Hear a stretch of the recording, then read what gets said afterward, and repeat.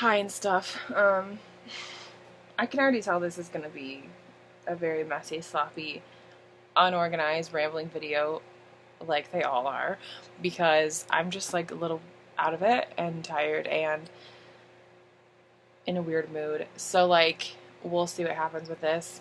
No promises. Actually sorry in advance. That's probably what I should be doing. Just like full on. Did you hear that sound? What was that sound?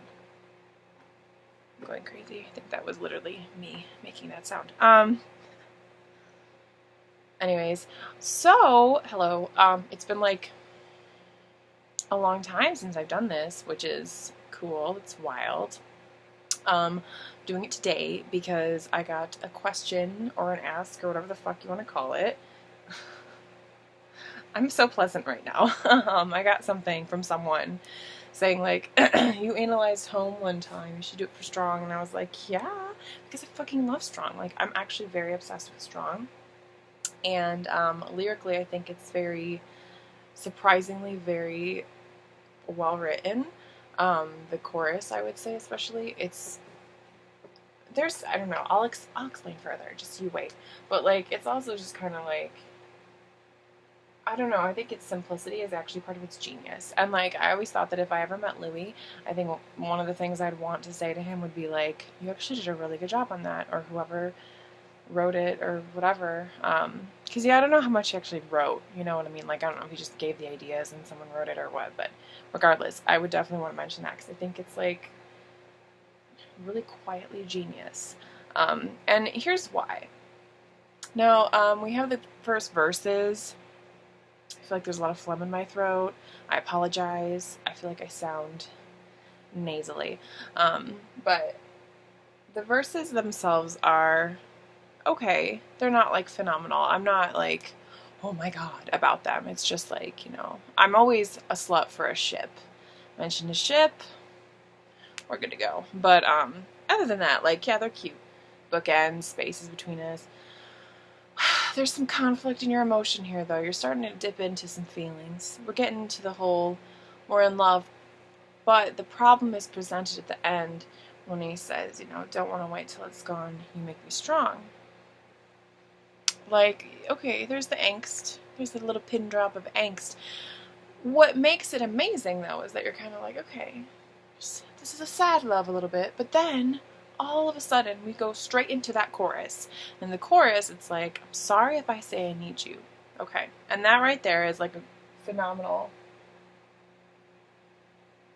Am I like, I feel like I'm hearing something. If there's like a goddamn mouse in here, you're gonna witness me freak the fuck out. Am I making that sound? I am moving a lot. Okay. We'll see. We're only 3 minutes in. Things could get really fucking wild. Back to the program. So, yeah, no, the chorus. I'm sorry if I say I need you. I swear. That in itself, to me, is a huge sentence. Like, you can't ignore that. I'm sorry if I say I need you. If we're taking it at face value, it's an apology. I'm sorry if I say I need you.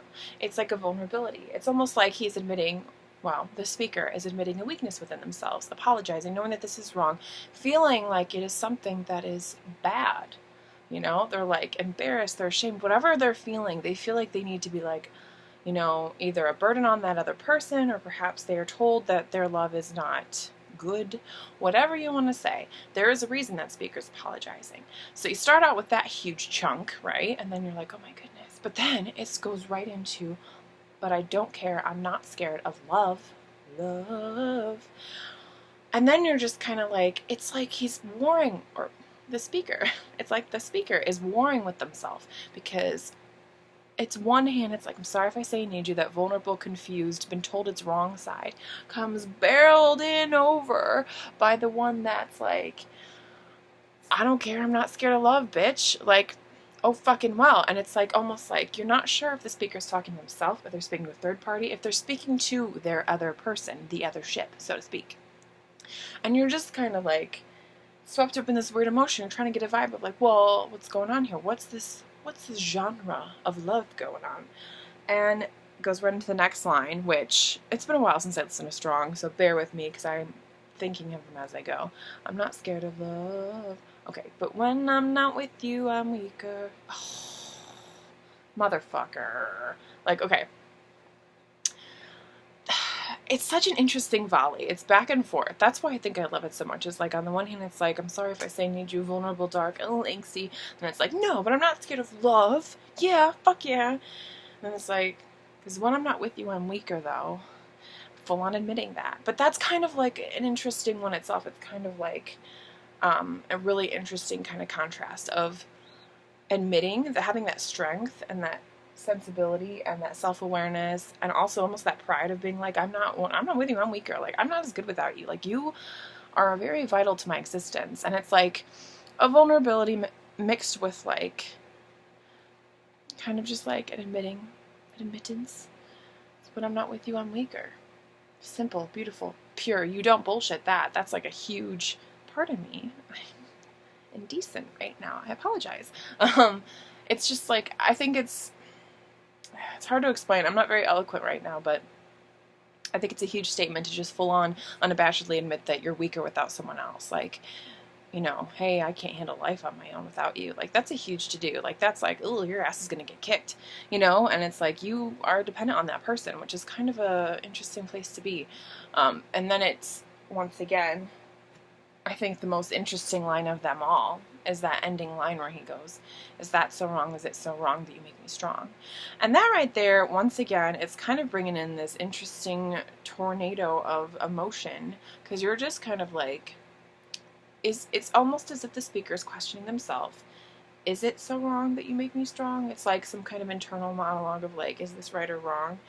Slash, and interesting, we go back to that third party potential thing going on, and it's like they're like being told it was wrong. Clearly they got that from somewhere, right? Is it so wrong that you make me strong? Like, why is this love wrong if you're making me better? You know, why are you telling me it's wrong? So it's like that weird conflict. And it's also just kind of like a proud moment. It's kind of like this proud, hopeful, dominant kind of ending of like, you make me strong. Is it so wrong that you make me strong? Boom. And so that's why I think the chorus is just so interesting, is like, just the way you interpret it, or even just like, just looking at the sentences, like, they're very simple sentences. They're short, they're not flowery, poetic, they're just very simple, but the way they're worded is so like 20 different emotions in one, you know, and you're not really sure. It's like a very defiant message mixed with a very proud message, mixed with a very sad message, mixed with a hopeful message. I mean, there's like a lot of different emotions at work, and I think the whole time the speaker is just volleying back and forth between like angst and confusion and pride and rebelliousness of like, yeah, we're gonna make this work, you make me strong. But then also like this self-doubt, this unsureness, this fear of like, is it wrong? I'm sorry if I say I need you. Like, it's layers. And like, I think probably the reason I don't know if you know this about me, but I'm a little obsessed with Louis, like this much obsessed, like a little bit. And I think the reason, honestly, because I think it was around that time when Strong first came out, I became like, Louis, oh my God. And I think it's because those lyrics just like were so, I thought they were just brilliant. I do. I think there's so much emotion in them, and the way it's so like, it's there for you without being too much. It's literally such an understated thing, but it's so relatable and it's so much. And so I was just like, wow, like, it just gave, if you like pinpoint that song to thinking he wrote it, and if you just kind of associate that with him, it just kind of like opens him up to have all these like emotions, layers, a lot of self-doubt, a lot of insecurity, a lot of love. A lot of love and not knowing what to do with it, mixed with being really defiant and knowing exactly what to do with it. And I think it's interesting how a lot of people took that song and were like saying how absolutely proud he was of like never being afraid of love, like. And I think the verse in particular, which is telling, which aids that, would be the, you know, think of how much love that's been wasted. People, what is it? I forget the lyric, but you know what I'm talking about, like, people, something about trying to escape, but, oh yeah, move on, shit, goddamn. To keep their hearts right, or something. I don't know. Whatever. Regardless. I think it's definitely very interesting how that is really like, you know, people are always afraid of love. Why? But then right after, it's like, I'm sorry if I say I need you. And it's just so like, it's these voices that seem to be battling with each other with Louis, or with the speaker. Or Louis, guess whatever. And it's really good. It's really cool, and I love it. So this was a mess. It's past 10 minutes. I suck. Sorry.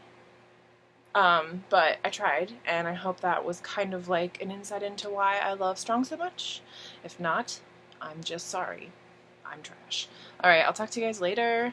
Love you. Summer Gold. Hope you're celebrating.